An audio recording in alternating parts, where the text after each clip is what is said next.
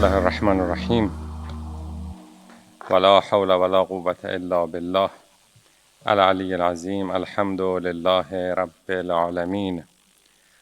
الحمد لله بجمیع محامده كلها على جمیع نعمه كلها. الحمد لله مالک الملک مجری الفلک مسخر الریاح فالق الاصباح دیان الدین رب العالمین. الحمد لله على حلمه بعد علمه والحمد لله على عفوه بعد قدرته والحمد لله على طول اناته في غضبه وهو قادر على ما يريد. ثم الصلاة والسلام على محمد عبده ورسوله صلى الله عليه وآله ارسله بالهدى ودين الحق ليظهره على الدين كله ولو كره المشركون. اوصیکم عباد الله و نفسی بتقوی الله و اتباع امره و نهیه و اخوفکم من عقابه. خودم و شما بندگان خدا را به تقوا، به رعایت دستورات الهی، به رعایت اوامر و نواهی خداوند توصیه می کنم و امیدوارم که خداوند به ما توفیق وصول به مقام متقین را عنایت بفرماید. خب ما چند هفته‌ای محروم بودیم از حضور در جمع شما دوستان و البته این توفیق رو داشتم که خدمت تک تک مراجع ساکن در ایران برسم و گزارشی از فعالیت‌هایی که شما دوستان در این مرکز شاهدش هستید و درش دخالت دارید خدمت مراجع بزرگوار تقدیم بکنم و متقابلا راهنمودها و نظرات اون بزرگان رو دریافت بکنیم که بتوانیم در ادامه فعالیت‌هایی که در این مرکز صورت میگیره انشاءالله قدم‌های مورد رضایت ولی عصر عجل الله تعالی فرجه الشریف برداریم و حامل سلام و دعای مراجع بزرگوار خدمت تک تک شما دوستان و عزیزان در این مرکز هستم. ما خب مباحثی رو که داشتیم تعقیب می کردیم در باب شناخت قرآن بود و گفتیم پیش از اینی که ما وارد در معارف قرآن و مطالب قرآن بشیم و به اونها بپردازیم ابتدا یک شناخت کلی از این کتاب به دست بیاریم که به دنبال چه مطالبی در این کتاب شایسته است که بگردیم با یک شناخت بیشتر و معرفت بیشتری با این آخرین نسخه شفابخش الهی برای بشریت مواجه بشیم. رسیده بودیم به این مسئله که قرآن کریم نسبت به اون 3 سوال اصلی سرنوشت سازی که برای بشریت وجود داره که از کجا آمده ام، آغاز خلقت از کجا بوده، چه زمانی چه تاریخی بر جهان گذشته تا به این جهانی که ما درش هستیم رسیده، از کجا آمده ام. سوال دوم آمدنم بهر چه بود، چه هدفی از خلقت کائنات، از خلقت بشر، از خلقت جهان با این عظمت و این بزرگی مد نظر خدای خالق این جهان و این کائنات بوده. و سوال سوم به کجا می روم، نهایتاً به کجا خواهیم رفت، چه اتفاقی در آینده ما باید پیش رو داشته باشیم، سرنوشت انسان پس از مرگ چی میشه. گفتیم که جاودانگی و خالد بودن، خلود به عنوان یک آرزویی بوده که همیشه بشر با او همراه بوده. از آدم ابوالبشر این اندیشه خلود و جاودانگی وجود داشته. حتی خوندیم آیش رو که شیطان وقتی میخواد آدم ابوالبشر رو فریب بده میگه این درختی که خداوند نهی کرده که از این درخت نخوری، این درخت جاودانگیه، این درخت خلوده و اگر میخوای تو جاودانه باشی از این درخت بخور. و آدم ابوالبشر فریب شیطان رو خورد و از اون درخت خورد به طلب جاودانه شدن و ماندگاری و خلود. پس این به عنوان یک آرزویی از قدیم، از ابتدای خلقت انسان برای انسان بوده که انسان از نابودی گریزانه، انسان طالب خلود و جاودانگیه. و البته خوندیم که پیامبر اکرم میفرماید خلقتم للبقا، ما خلقتم للفنا، شما برای فانی شدن خلق نشدید، شما برای باقی بودن خلق شدید. پس ما با مرگ تمام نمیشیم، بشر با مرگ تمام نمیشه و سیری پس از مرگ در پیش رو داره. داشتیم این قضیه رو از دید قرآن یک نگاه اجمالی بهش میکردیم که چه قضایایی قراره که اتفاق بیفته. گفتیم آیات قرآن در زمینه معاد، در زمینه زندگی پس از مرگ به چند دسته تقسیم میشه. یک دسته اثبات معاده، این که اصلا این که زندگی پس از مرگی وجود داشته باشه، این بعضی از آیات اومده از استبعادی ممکنه بعید به نظر انسان برسه، ممکنه قابل قبول به نظر نرسه. این استبعادش رو، این بعید شمردنش رو جلسه قبل، در هفته قبلی که خدمت شما بودیم، آیاتش رو خوندیم که با چه نکاتی قرآن این بعید دانستن، این استبعاد رو خواسته از ذهن انسان برطرف بکنه. چیز بعیدی نیست، چیز عجیبی نیست، اتفاقاتی در این جهان افتاده و دائما داره تکرار میشه. این نو شدنها و این دوباره زنده شدنها در طبیعت دائم داره تکرار میشه، بنابراین حیات مجدد چیز بعیدی نیست. پس یک دسته از آیاتی که ما سابقا اونها رو بررسی کردیم برای اثبات معاد و رفع استبعاد از این حقیقت بود. دسته دوم آیات قرآن که به بحث معاد و قیامت میپردازه، آیاتی هست که به اتفاقاتی که در کائنات میفته اشاره میکنه. در زمانی که میخواد قیامت واقع بشه، در آسمان ها و زمین، در کرات، در مواردی که در خود زمین، کوه ها، دریاها، چه اتفاقاتی قراره که بیفته. این رو هم در حد اشاره ما فعلا داریم بگیم. اگر یک زمانی به خود بحث معاد در قرآن خواستیم بپردازیم، خب اون وقت تفصیلی تر و دقیق تر و با جزئیات بیشتر به این مباحث وارد خواهیم شد. فعلا در حد اشاره فقط رد میشیم. آیاتی از قرآن هست که به وضع آسمان ها میپردازه. در آسمان ها یک مطلبی که در وقتی که قیامت بخواد تحقق پیدا بکنه، در اون روز بازپسین، در اون روز آخر دنیا اتفاق میفته، این کرات آسمانی دچار اضطراب و بی‌نظمی میشه.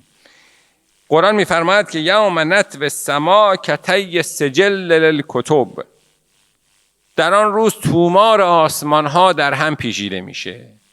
این وضعیتی که الان در کهکشان وجود داره، در آسمان ها وجود داره، که هر چه دانش بشر بیشتر میره افقهای بیشتری کشف میشه.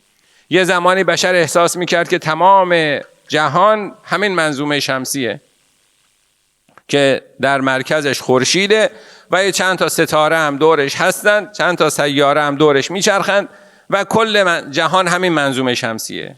بعدن که دانش پیشرفت کرد و کشفیات بیشتر شد، دیدن نه، میلیاردها از این منظومه های شمسی در جهان وجود داره و منظومه شمسی ما یه مجموعه خیلی کوچکی از کرات آسمانیه. این عظمتی که در جهان وجود داره و اصلا کره زمین در این جهان گمه. یعنی کسی اگه بخواد کل جهان رو در نظر بگیره، اصلا باید کلی بگرده تا بتونه منظومه شمسی رو پیدا کنه، تا تو منظومه شمسی کره زمین رو پیدا کنه. این عظمتی که در جهان وجود داره، قرآن میفرماید که یوم نطوی السما کطی السجل للکتب، یا میفرماید که آسمان در تب و تاب میفته در اون روز، یوم تمور السماء مورا، یا میفرماید که آسمان گداخته میشه، آتشین میشه، یوم تکون السماء کالمهل، آسمان به حالت گداخته به صورت آتشین در میاد. باز از نکات دیگری که درباره وضعیت آسمان ها و کرات در روز قیامت قرآن میگه دومین مطلب بحث اینه که خورشید خاموش میشه و ماه و ستارگان خاموش میشند. اذا الشمس کورت و اذا النجوم انکدرت. خورشید دیگه تومارش در هم پیچیده میشه، ستارگان تاریک میشن. اذا الکواکب انتثرت. کواکب و کرات فرو میریزند و دیگه از اون جایگاه خودشون خارج میشند. فاذا النجوم طمست. ستارگان محو میشن، تاریک میشند. و خسف القمر و جمع الشمس و القمر. ماه این نورانیتش رو از دست میده، ماه بی نور میشه، ماه و خورشید جمع میشه بساطشون و دیگه این وضعیتی که الان مشاهده میکنیم و هر روز داریم ما نزدیکترین منابع نوری که ما میبینیم خورشید و ماه دیگه، اینا بی نور میشن. اینا یعنی همه کرات، همه آسمان های مرگی همه رو فرا میگیره. سومین نکته‌ای که درباره کرات آسمانی در روز قیامت قرآن گزارش میده این که کرات از هم شکافته میشند. اذا السماء انشقت. آسمان و کرات آسمانی شکافته میشند. و انشقت السماء فهی یومئذ واهیه. آسمان از هم شکافته میشه، یا حالت سستی آسمان رو میگیره. و یوم تشقق السماء بالغمام. آسمان پاره میشه، شکافته میشه، منشق میشه با ابرها. حالا آقایون مفسرین صحبت کردن که این تشقق السماء بالغمام یعنی چی؟ یعنی آسمان با ابرها شکافته میشه. این ابرها چه ابرهایی هستند؟ که حالا اومدن عده‌ای گفتن خب وقتی این کرات این اتفاقها برش میفته و اینجوری در واقع منهدم میشن، خاک و گرد و غبار و اینها ابرهایی که در این آیه داره میگه، مراد اون گرد و غبارها و اون خاکهایی است که به آسمان بلند میشه و آسمان رو فرا میگیره و در واقع این انشقاقی که در آسمان اتفاق میفته بالغمام، این ابرها نه این ابرهای بارانزایی که الان ما میبینیم، اون ابرهای برخاسته از گرد و غبار و خاک و طوفانی که در جهان واقع میشه هست. که بنابراین آسمان ها و کرات دارای این دگرگونی ها خواهند شد. در زمین چه اتفاقاتی میفته؟ پاره ای از آیات قرآن ناظر به این هست که در روز قیامت زمین و اون بخش‌هایی از زمین که خیلی جلوه داره، مثل کوه‌ها، مثل دریاها، مثل کره زمین، چه اتفاقی در او خواهد افتاد. یک نکته‌ای که در آیات قرآن خیلی بهش اشاره شده، اون زلزله عظیم و ویرانگریه که زمین رو فرا میگیره. قرآن میفرماید یا ایها الناس اتقوا ربکم ان زلزله الساعه شیء عظیم. اون زلزله‌ای که در روز قیامت میخواد اتفاق بیفته این چیز بزرگیه، بزرگی که خدا میگه بزرگه. عظمت کار رو ببینید. ممکنه برای ما یه چیزی خیلی بزرگ باشه ولی در نزد خدا، ولی این زلزله روز قیامت زلزله است که خدا میگه عظیمه. ان زلزله الساعه شیء عظیم. لذا میگه یا ایها الناس اتقوا، پرهیز بکنید، خدا ترس باشید، تقوای الهی رو پیشه کنید. در مقابل شما چنین عظمتی هست. ان زلزله الساعه شیء عظیم. به واسطه این زلزله زمین و کوه‌ها به لرزش می‌افتند. یوم ترجف الارض والجبال اذا رجت الارض رجا و بست الجبال بسا. زمین به لرزه در میاد، کوه‌ها در هم کوبیده میشند، زمین اصلا تغییر میکنه. یوم تبدل الارض غیر الارض و السماوات. زمین به زمین دیگری تبدیل میشه، آسمان‌ها به آسمان دیگری تبدیل میشن. کلا اذا دکت الارض دکا دکا. زمین مندک میشه، زمین نابود میشه، زمین تبدیل به یه برهوتی میشه که هیچ جنبنده‌ای در او وجود نداره. نکته دیگری که درباره دریاها چه وضعیتی پیدا میکنه در روز قیامت؟ دریاها شعله‌ور میشه. و اذا البحار فجرت. باز در جای دیگر میفرماید که و اذا البحار سجرت. فجرت به معنای همون به کار منفجر شدن. دریاها منفجر میشه. در جای دیگه میفرماد دریاها مشتعل میشه، شعله‌ور میشه. اذا البحار سجرت. حالا آقایون بحث میکنن که یعنی چی؟ یه جا میفرماد که دریاها شکافته میشه، یه جا میفرماد که دریاها شعله‌ور میشه. این شعله‌ور شدن دریاها ممکنه الان هم خیلی وقتا میبینیم که یه نفتکشی مثلا دچار حریقی میشه، نفتش در روی آب منتشر میشه و دریا شعله‌ور میشه. اون دریا نیست که شعله‌ور شده، اون نفتی که روی آب هست شعله‌ور شده.